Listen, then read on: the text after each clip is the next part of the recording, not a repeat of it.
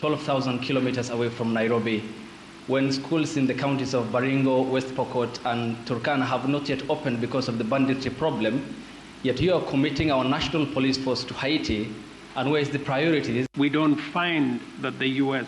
is committing Kenya. I am the president of Kenya. It's me to make that decision.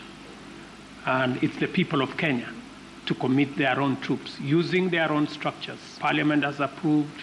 We have a clear mandate. We have a clear framework.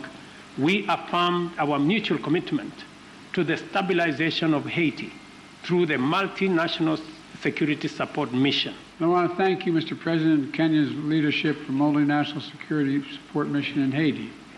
Our new global partnership is going to build on all this progress. We're going to meet new challenges with more resources.